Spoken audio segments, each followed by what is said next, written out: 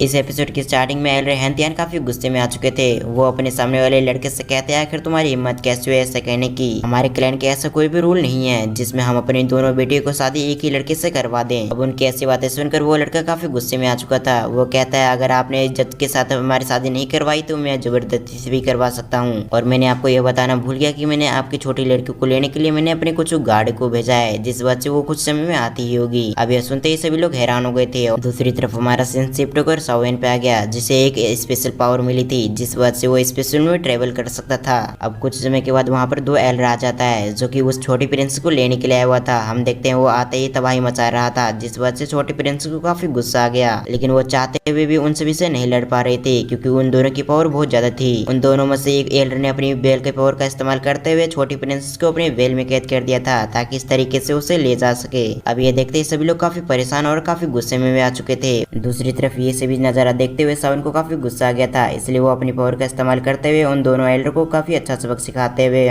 छोटी प्रिंसेस को बचा लेता है। सावन अपने मन में कहता है मैं इन लोगों की मदद नहीं करता, लेकिन उन्होंने भी मेरी जान बचाई थी, जिस वजह से मेरा फर्ज है कि मैं इनकी मदद करूं। जिसके बाद सावन छोटी प्रिंसेस को कैरी करते हुए नीचे लैंडिंग करता है। अब यह देखकर तो छोटी प्रिंसेस शॉक्ड रह गई थी। वो सावन की तरफ देखते हुए उससे कहती है मुझे लगा ही था तुमने हमारी मदद करी थी। अब ये सुनने के बाद भी सावन उसको कोई रिप्लाई नहीं देता। जिसके बाद हमारा सीन शिफ्ट होकर बाकी लोगों के रिएक्शन पे आ गया जो कि अभी के समय काफी शॉक्ड लग रहे थे। उन्हें विश्वास नहीं हो रहा था कि उनकी मदद करने वाला और कोई नहीं बल्कि सावेन था। फिर हमारा सीन शिफ्ट होकर उन दोनों एल्डर पे आ गया जो कि अभी के सामने हैरान और परेशान दिख रहे थे। वो फिर भी अपने रिएक्शन को ठीक करते हुए सावेन से कहते हैं लगता है तुम इस सिटी में नए आए हो, लेकिन मैं बता दूं अगर तुमने हमारे क्लैन से पंगा लिया तो तुम 1 सेकंड में मारे जाओगे। सावेन उनसे कहता है तुम यहाँ से जल्दी से निकल लो, मुझे इससे फर्क नहीं पड़ता तुम किस क्लैन से हो। अब सावेन के ऐसे रूटलेस बातचीत सुनकर उन दोनों को काफी गुस्सा आ रहा था। उन दोनों ने अपनी पावर को एक्टिवेट कर लिया ताकि इस तरीके से वो दोनों सावेन को खत्म कर सके। अब इसकी ऐसी हरकत देखकर सावेन को भी काफी गुस्सा आ गया, इसलिए वो अपनी पावर का इस्तेमाल करते हुए बस 2 ही मूव में उन दोनों को हरा देता है। अब सावेन की ऐसी पावर को देखकर तो छोटी प्रिंसेस के साथ साथ सभी लोग हैरान हो गए थे, लेकिन फिर भी वो छोटी प्रिंसेस सावेन की तरफ आते हुए उससे ग्रेट करते हुए उससे कहती है तुम्हारा धन्यवाद। अब ये सुनते ही सावेन उससे कहता है आपने भी मेरी मदद करी थी, जिस वजह से ये भी मेरा फर्ज था कि मैं आपकी मदद करूं। दूसरी तरफ हमारा सीन शिफ्ट होकर फिर से उसी एल्डर पे आ गया जो कि गुस्से से उस यंग मास्टर से कहता है आखिर तुम्हारी हिम्मत कैसी हुई मेरी बेटी के साथ ऐसा हरकत करने की, अगर मेरी बेटी को वहाँ पर कुछ भी हुआ तो मैं तुम्हें जान से मार दूंगा। दूसरी तरफ उस छोटी प्रिंसेस की बड़ी सिस्टर भी काफी गुस्से में आ गई थी, जिस वजह से वो लड़ने के लिए तैयार हो गई थी। उसने अपनी दुखी को एक्टिवेट करते हुए उस यंग मास्टर से कहती है अगर मेरी छोटी सिस्टर को कुछ भी हुआ तो मैं तुम्हें जान से मार दूंगी, इसलिए तुम इसके लिए तैयार रहना। लेकिन दूसरी तरफ होंगचोंग को तो इससे बिल्कुल भी फर्क नहीं पड़ रहा था। वो अपने चेहरे पे एक स्माइल लपेट करते हुए उन दोनों से कहता है आप दोनों रिलैक्स हो जाइए, मैं तो सिर्फ उसके साथ मैरिज करना चाहता हूँ, जिस वजह से मैं उसे नुकसान नहीं पहुंचाऊंगा। उसे ऐसा लग रहा था कि कुछ समय के अंदर वो छोटी प्रिंसेस यहाँ पर आ जाएगी, और ऐसा होता भी है, कुछ समय के अंदर वो छोटी प्रिंसेस यहाँ पर आ जाती है। हैन्यू अपनी छोटी सिस्टर को देखकर काफी खुश हो चुकी थी, जिस वजह से वो उसके पास जाते हुए उससे सवाल करती है क्या तुम ठीक हो। अब ये सुनते ही छोटी प्रिंसेस उससे कहती है मैं बिल्कुल ठीक हूँ। अब छोटी प्रिंसेस को सही सलामत देखकर वो यंग मास्टर हैरान हो गया था। तभी उसकी नजर अपने 2 एल्डर पे पड़ती है जो कि अभी के सामने काफी घायल पड़े हुए थे। अब ये देखते हुए उसका दिमाग खराब हो गया। फिर भी वो अपने एटीट्यूड में आते हुए कहता है ये तो मेरे सबसे कमजोर गार्ड थे, लेकिन तुम सभी ने मेरी बात नहीं मानी तो मैं तुम्हारी पूरी फैमिली को खत्म कर दूंगा। ये सुनते ही उन सभी को काफी गुस्सा आता है। तभी वो यंग मास्टर एक शर्त लगाते हुए कहता है अगर मेरे को यहाँ पर किसी ने भी हरा दिया तो मैं यहाँ पर अगले 10 साल के लिए नहीं आऊंगा। इसके साथ ही साथ मैं आप सभी को परेशान भी नहीं करूंगा, लेकिन अगर मैं ये मैच जीत जाता हूँ तो आपकी दोनों प्रिंसेस मेरी हो जाएगी। अब ये सुनते ही उसे और भी गुस्सा आता है, लेकिन हम देखते हैं उस यंग मास्टर से लड़ने के लिए कोई नहीं आ रहा था, जिस वजह से वहाँ पर सावेन आ जाता है। अब सावेन को देखकर वो सभी हैरान हो गए थे क्योंकि आज से पहले उन्होंने सावेन को नहीं देखा था। अब सावेन को वहाँ पर देख के हैंजी हैरान हो गई थी। वो शॉक्ड होते हुए उससे कहती है सावेन। फिर सावेन आगे आते हुए हांजू को ग्रेट करते हुए उससे कहता है सीनियर हमें मिले हुए काफी लंबा समय हो चुका है। अब यह सुनते ही हांजू के चेहरे पे एक स्माइल अपेयर हो गया था। फिर हांजू अपने फादर की तरफ देखते हुए उससे कहती है ये सावेन है जीनन एकेडमी का एक डिसाइपल, लेकिन ये जीनन एकेडमी का सबसे पावरफुल स्टूडेंट है। अब यह सुनते ही वो हैरान हो गया था। फिर हमारा सिंसिप उस यंग मास्टर पे आ गया जो कि सावेन के चैलेंज को एक्सेप्ट करते हुए उससे कहता है ठीक है फिर ये मुकाबला 3 दिन के बाद होगा। ये कहते हुए वो मास्टर काफी एटीट्यूड में वहाँ से निकल गया। फिर हमारा सिंसिप एक एल्डर पे आ गया जो कि सावेन की तरफ देखते हुए कहता है मुझे लग नहीं रहा कि सावेन की पावर इतनी है कि वो यंग मास्टर को हरा सकेगा। अगर सावेन ने मुझे इस मुकाबले में हरा दिया तो मैं मान लूंगा कि वो यंग मास्टर को हरा सकेगा, लेकिन अगर सावेन मुझे हरा नहीं पाया तो सावेन को यहाँ से जाना होगा। अब इसके लिए सावेन भी एग्री हो गया था।